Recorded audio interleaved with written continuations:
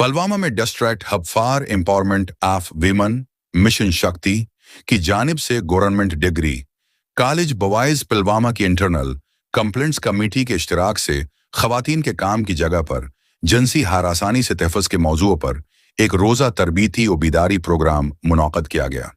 Programme में खवातीन को पाश 2013 के तहत उनके कानूनी हुकूक, जिनसी हिरासानी की रोकथाम, शिकायत के इजाले के तरीक़ाकार और इंटरनल कंप्लेंट्स कमेटी के किरदार से आगाह किया गया।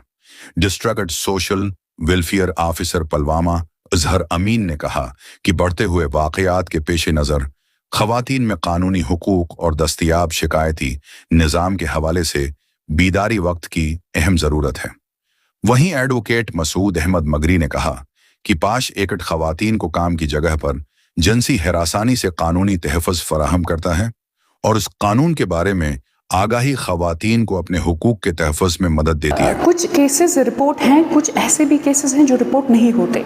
दैट्स वाई यहाँ पे एम्पावर किया जाता है वुमेन्स को कि वो कैसे वर्क प्लेस पे अपने आप को सेफ रखेंगे और खुदा न खास्ता अगर कोई ऐसा अनटोवर्ड कोई हरासमेंट का कोई ऐसा इशू आया भी तो वो कैसे अपनी डिग्निटी को सेफ रखेंगे एट वर्क प्लेस पे। माइनर्स की बात करेंगे तो हमारे पास एक हेल्पलाइन नंबर है 1098 with respect with dignity with privacy, वो हमें कॉल कर सकते हैं, उनका केस रिपोर्ट हो जाएगा।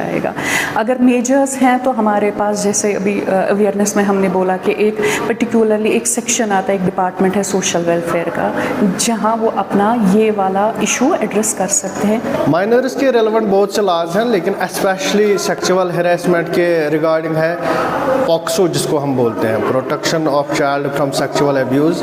ये एक बहुत बड़ा एक्ट है जिसमें बहुत सारे जो है इम्यूनिटीज़ दिए गए हैं इन माइनर्स को, जिसमें एक इम्यूनिटी ये भी है कि उनका नाम जो है कहीं पे भी नहीं आता, उनकी आइडेंटिटी जो है वो हाइड रखी जाती है। और दूसरा ये कि वो क्वेश्चनिंग का तरीका, जैसे हम क्रॉस एग्जामिनेशन करते हैं किसी भी को, तो उनको क्वेश्चनिंग में भी बहुत सारा उनको लिवरेज दी जाती है कि हमें जज साहब से पूछना है कि ये क्वेश्चन पूछेंगे उनको कि नहीं पूछेंगे जब हम एक्यूज्ड को डिफेंड करते हैं।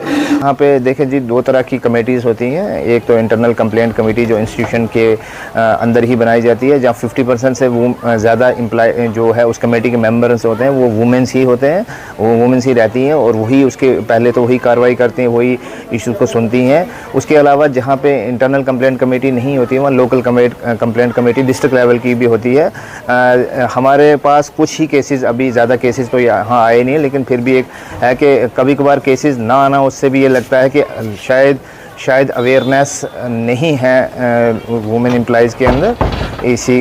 उसी को अवेयर करने के लिए हमने ये दोबारा से सेशन रखा।